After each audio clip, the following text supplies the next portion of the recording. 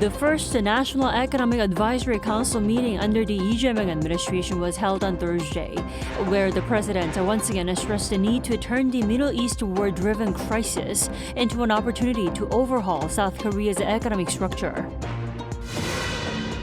Iran has condemned Israel's continued strikes on Iran-backed Hezbollah in Lebanon, while the U.S. warns it may not uphold the ceasefire if Tehran fails to reopen the Strait of Hormuz, ahead of their ceasefire talks set for this weekend. BTS kicked off its Arirang World Tour in Goyang today, launching a global run that will see them meet fans in 34 cities through next year. President Lee Jae-myung held the first National Economic Advisory Council meeting of his administration on Thursday. Now, as expected, the economic fallout from the war in the Middle East topped the agenda. Our Blue House correspondent Song Yu-jin reports on what was discussed. A threat, but also an opportunity. President Lee Jae-myung has again called for turning the challenge posed by the war in the Middle East into a chance to overhaul South Korea's economic structure. 이번 이 위기 국면도 모두가 변화를 받아들일 마음의 자세를 갖게 되기 때문에 실제 국정을 담당하는 우리가 잘 준비하면 또다시 이 국면을 기회로 만들어서 새롭게 도약하는 새로운 시스템을 구축하는 정말 좋은 계기가 될 수 있을 것 같습니다.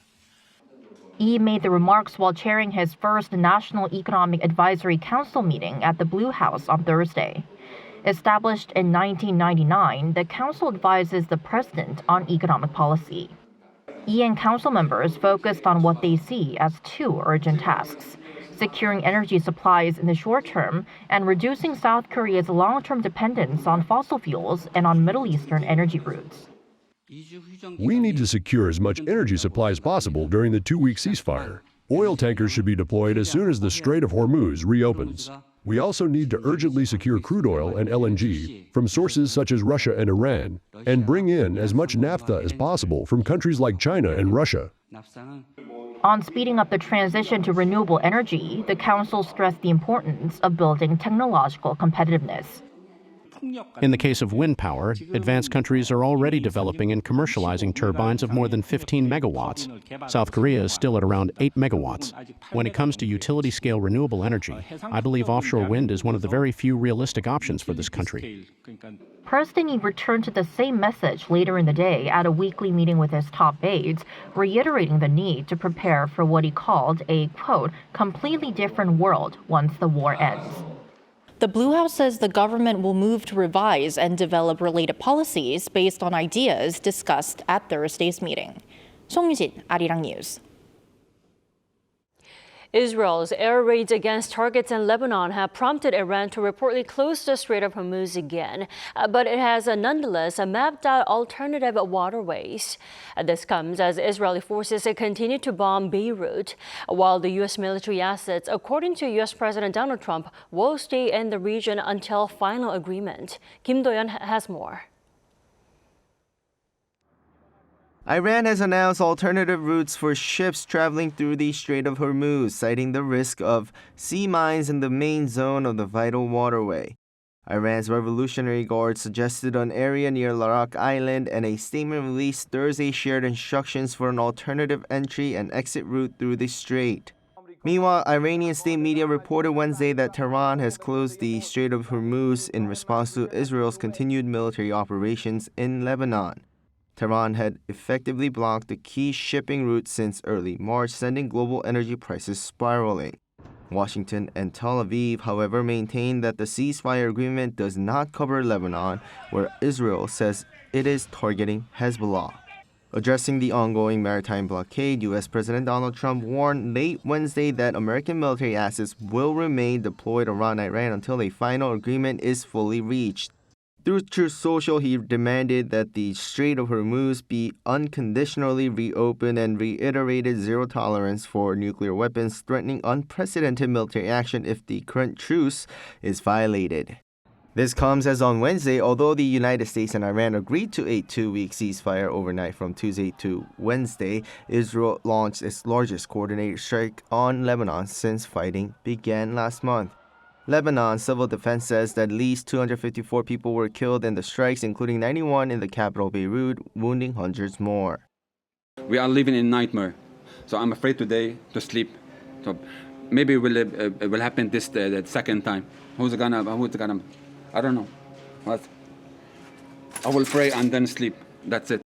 Residents report that some attacks came without prior evacuation warnings. Kim Do-yeon, Arirang News.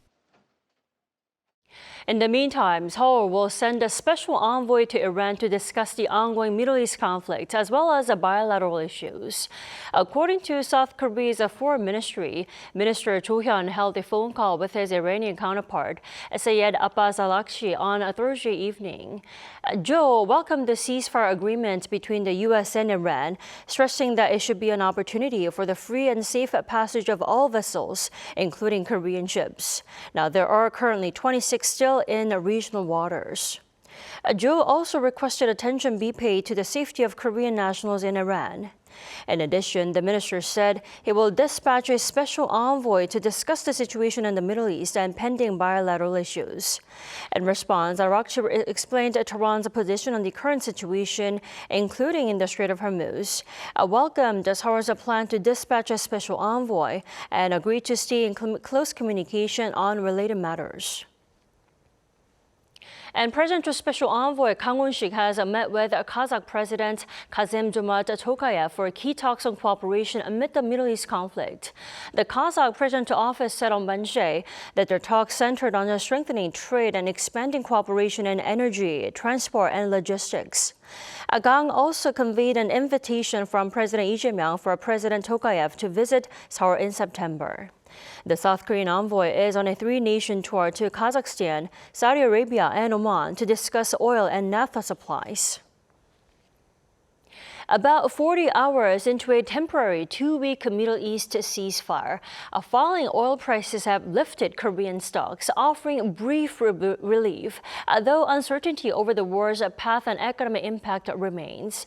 For more, we have invited our economics correspondent Park Junan here in the studio. It's good to have you with us, Junan. It's good to be back, Tami. So tell us how the markets reacted to the ceasefire news earlier this week and the second adjustment to the bi-weekly fuel price caps on domestically refined oils. Sure, Tami. So the keyword today is cautious optimism. Before we talk about the market's reaction, we need to look at the latest update on fuel price caps for domestically refined oil.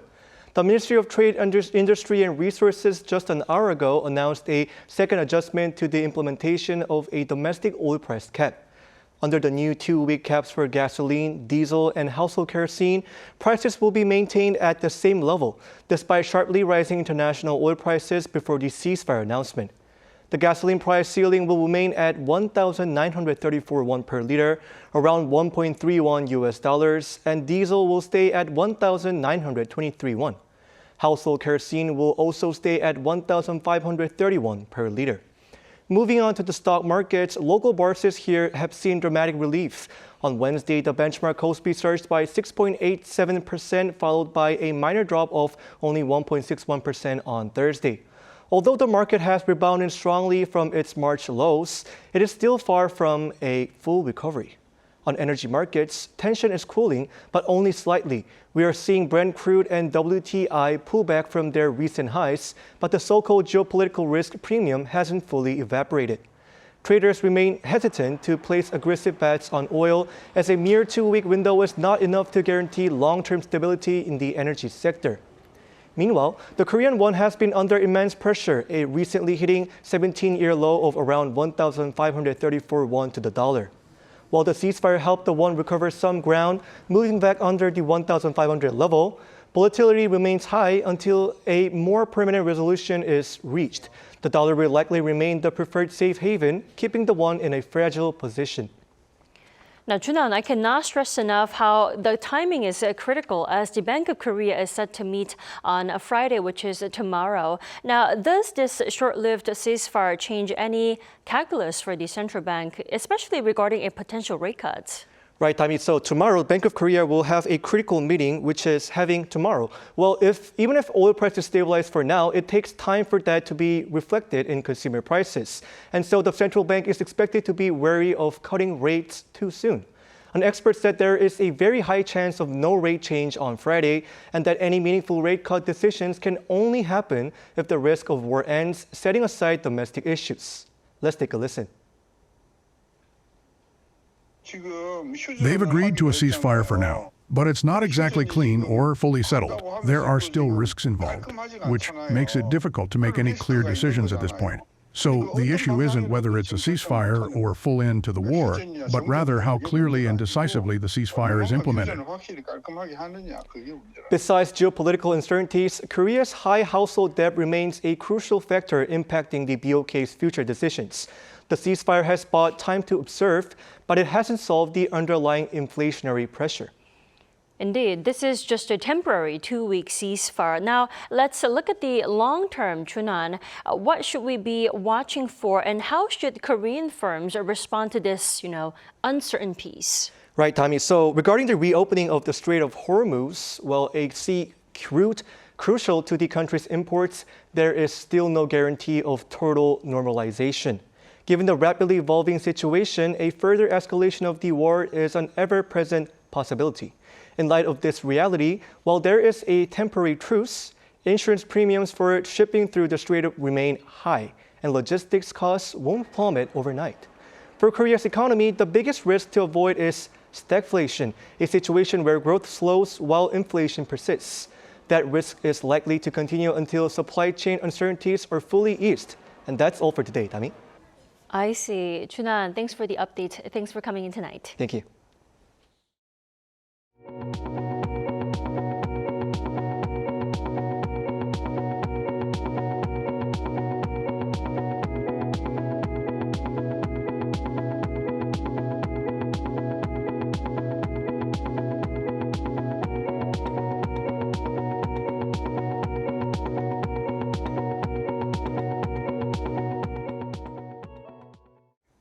North Korea's state media says the regime tested a tactical ballistic missile this week. Fitted with a cluster bomb warhead, it claims can turn targets into, quote, ashes. Ian-jin has more.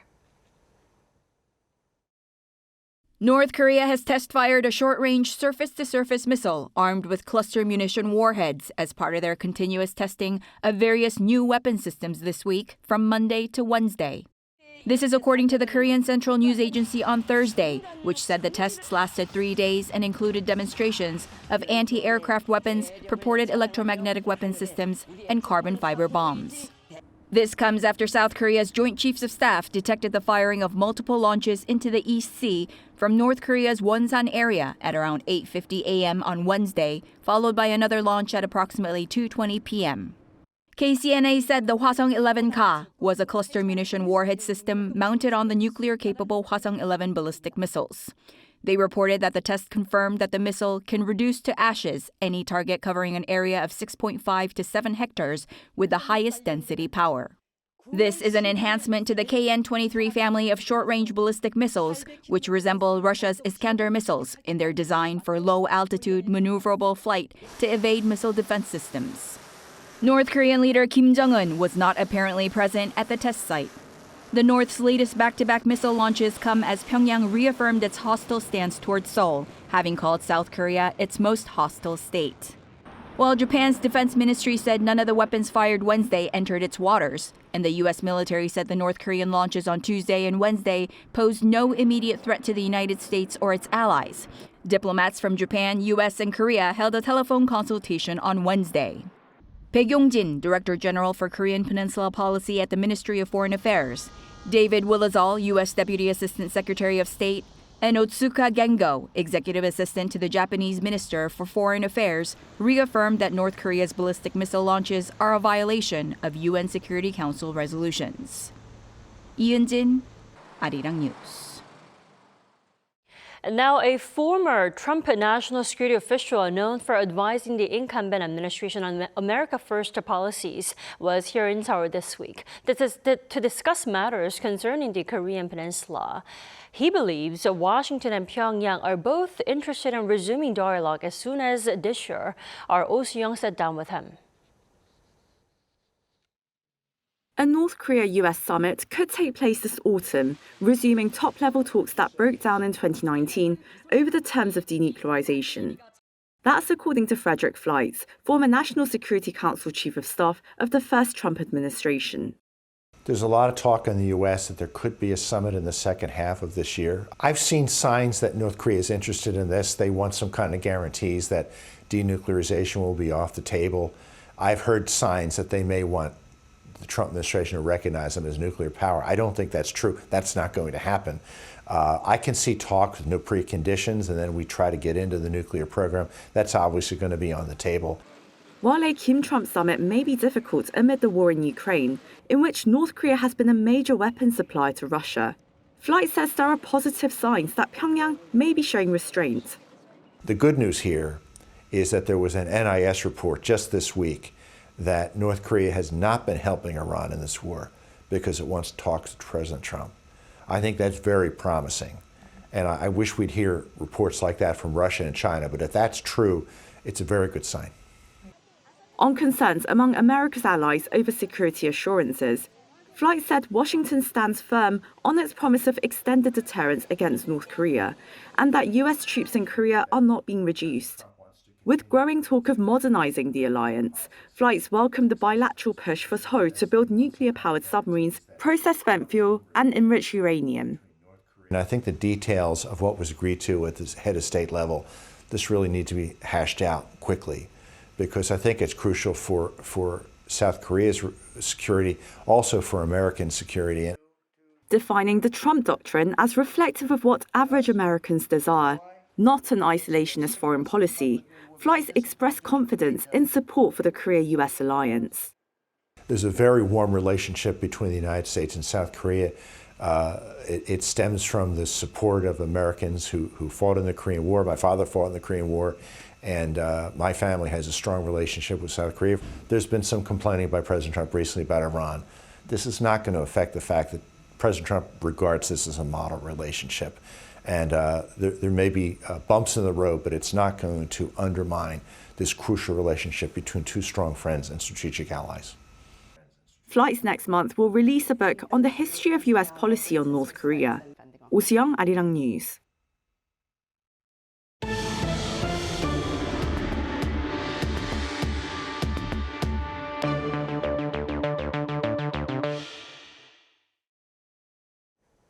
Following their comeback show at Gwanghwamun Square last month, BTS have now launched their Arirang World Tour in Goyang City, marking their first long-awaited return as a full group after nearly 4 years.